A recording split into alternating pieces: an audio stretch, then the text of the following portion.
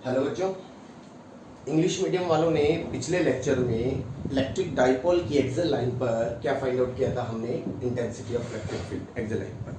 आज हम बात करेंगे इक्वेटोरियल लाइन पर कोई पॉइंट है और उस पर हमें क्या फाइंड आउट करना है, intensity of electric field find out करना है। तो अपने कैसे करेंगे, देखो लेट मान लिया कि ये हमारे पास एक इलेक्ट्रिक डाइपोल है, इसको थोड़ा डाउन बना लेता हूँ, थोड़ा कंप्लीट हो जाएगा। तो कौन से पे बात कर रहे हैं, अपने इक्वेटोरियल लाइन पर कोई पॉइंट है और उस पर हमें क्या फाइंड आउट करना है, इंटेंसिटी ऑफ इलेक्ट्रिक फील्ड। आपका टॉपिक होगा सेकंड लास्ट टॉपिक है, इसके बाद अपने पास टॉर्क आ जाएगा और लेसन खत्म हो जाएगा। ठीक है, तो देखो क्या कहता है कि हमारे पास एक ये इलेक्ट्रिक डाइपोल है माइनस क्यू और ये क्या है प्लस क्यू। ठीक है, बहुत अच्छा और इम्पोर्टेंट टॉपिक है। ठीक है, आगे तक काम आएगा आपके। ये ए पॉइंट पर है और ये बी पॉइंट पर है। ठीक है, इन दोनों का मिड पॉइंट है ओ और इस मिड पॉइंट के कारण इन दोनों की जो बीच की डिस्टेंस जो होती है 2a होती है। अब कितनी डिवाइड हो गई, ये a हो गई और ये भी कितनी हो गई a। According to question point अगर अपना इक्वेटोरियल लाइन, तो इक्वेटोरियल लाइन होती है, ठीक है, परपेंडिकुलर वाली। तो इक्वेटोरियल लाइन पर हमने क्या कर लेना है, ये हमारे पास एक इक्वेटोरियल लाइन है। ठीक है, यहाँ पे ले लो आप intensity of electric field at point on equatorial line. ठीक है, ये ले लिया हमने एक पॉइंट P। ठीक है, और जो भी पॉइंट लेते हैं वहां पे हम टेस्ट चार्ज जो होता है वो पॉजिटिव टेस्ट चार्ज रखते हैं। तो पॉजिटिव टेस्ट चार्ज के कारण ये इसको अट्रैक्ट करेगा, ये नेगेटिव चार्ज जो सोर्स चार्ज है वो इसको अट्रैक्ट करेगा, यहाँ पे रखी चार्ज को पॉजिटिव वाला रिपल करेगा। लेट मान लिया डिस्टेंस कितनी है स्मॉलर और इससे ये डिस्टेंस कितनी है x। ठीक है, और ये डिस्टेंस भी कितनी है हमारे पास x है। एक चीज इसको मैं थोड़ा डाउन बना लेता हूँ क्योंकि आगे हमको वापस डाउन करना पड़ेगा। अब देखो minus Q source charge point P पर रखे टेस्ट पॉजिटिव चार्ज को अट्रैक्ट करेगा, तो इसकी current intensity of electric field EA हमारे पास डाउन इस तरीके से। और इस B पॉइंट पर रखे प्लस क्यू चार्ज के कारण इंटेंसिटी ऑफ इलेक्ट्रिक फील्ड की डायरेक्शन हमारे पास किधर आ गई, EB इधर बाहर की ओर आ गई। तो पॉइंट P पर हम देख रहे हैं कि इंटेंसिटी ऑफ इलेक्ट्रिक फील्ड की डायरेक्शन अलग अलग है। तो इस कंडीशन में हम 11th का मेथड अप्लाई करेंगे, कंपोनेंट मेथड। क्या करते हैं हम, कंपोनेंट से इसकी वैल्यू फाइंड आउट करेंगे। तो हमने क्या कर दिया, इस EB के दो कंपोनेंट डिवाइड कर दिए, एक इधर की और परपेंडिकुलर, एक ये पैरेलल हो गया वर्टिकल। ठीक है, और एक हॉरिजॉन्टल हो गया। तो इसी कंडीशन में इसके भी दो कंपोनेंट हो गए, एक इधर और एक इधर। इधर की और कंपोनेंट कैसे निकालेंगे, देखो ये पॉइंट P जो है इस इलेक्ट्रिक डाइपोल से थीटा एंगल पे पड़ा है, तो इधर से भी थीटा और इधर से भी कितना है थीटा। तो ये एंगल थीटा हो जाएगा, ये थीटा तो ये थीटा और ये थीटा तो ये भी अल्टरनेटिव एंगल कितना हो जाएगा थीटा। तो EA का इधर की ओर कंपोनेंट तो होगा EA cos थीटा और इधर की ओर कौन सा होगा, नीचे की ओर EA sin थीटा। ठीक है, इसका ऊपर की ओर कौन सा हो गया, EB sin थीटा और ये इधर वाला कौन सा आ जाएगा, EB cos थीटा। देखो आपको मैंने ये डायरेक्ट बता दिया कि भी वर्टिकल और हॉरिजॉन्टल जो होगा वो इस तरीके से होगा, cos थीटा और sin थीटा। ये आपको 11th में किया हुआ, जिसके साथ एंगल थीटा हो तो कौन सा होगा, cos वाला, और जिसके साथ नहीं बन रहा वो कौन सा होगा, sin वाला। अब पॉइंट P पर हमें क्या करना है, final intensity of electric field find out करना है। तो सबसे पहला हमारा काम किस तरीके से हम इसको रिप्रेजेंट करेंगे, तो सबसे पहले हम लिखेंगे कि क्या अभी minus Q field intensity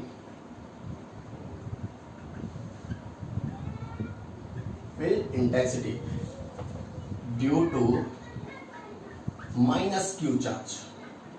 minus Q charge के कारण क्या है, EA डिनोट कर देते हैं अपने EA। क्या होता है फॉर्मूला, हमने फॉर्मूला पढ़ा है, E is equal to KQ by R square होता है, ये हमने पढ़ा है। लेकिन अब इन दोनों के बीच का डिस्टेंस कितना है, x, तो हम क्या लिखेंगे KQ bye x square.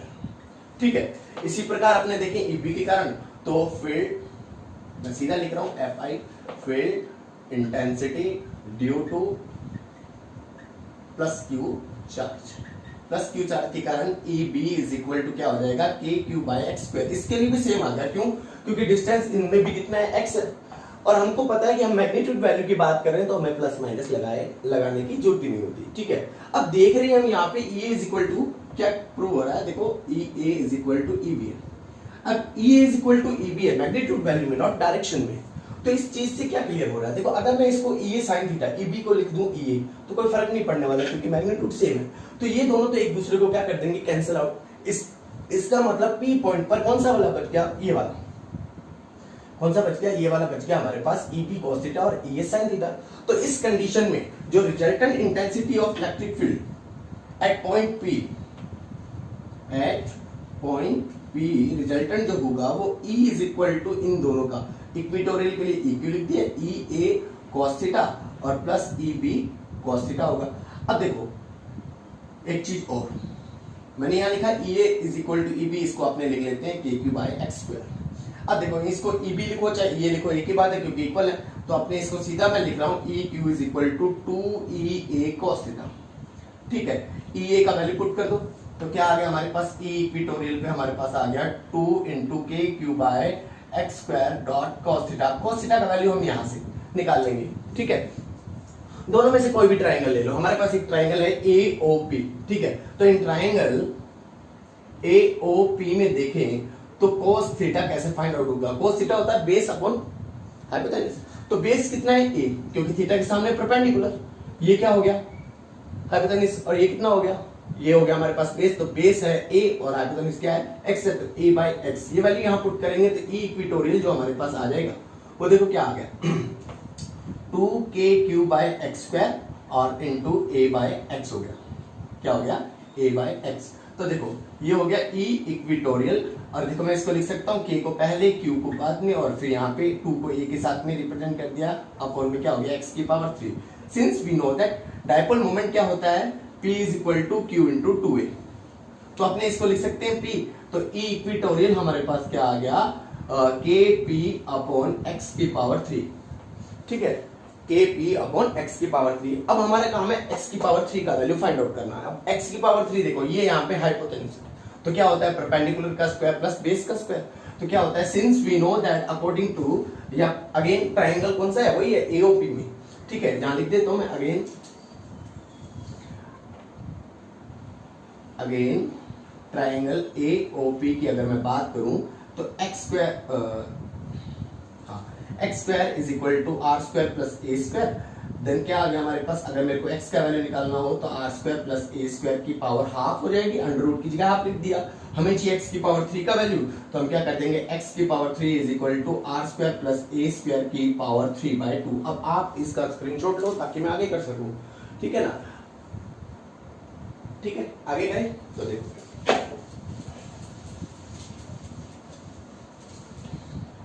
Value put करेंगे, हमारे पास E इक्वेटोरियल का वैल्यू कितना आ गया देखो KP अपॉन ये आ गया हमारे पास r square plus a square की पावर 3 बाय 2 आ गया। देखो ये पॉइंट जो है ना ये वाला P पॉइंट, ये इक्वेटोरियल लाइन पे दूर पास कहीं पे भी हो सकता है, लेकिन हम ये कहते हैं कि दोनों डायपोल के बीच का जो डिस्टेंस होता है, ये जो दोनों चार्ज के बीच का डिस्टेंस होता है 2a, ये बहुत माइनर होता है। अब जब 2a बहुत माइनर है तो a तो और भी ज्यादा माइनर हो गया।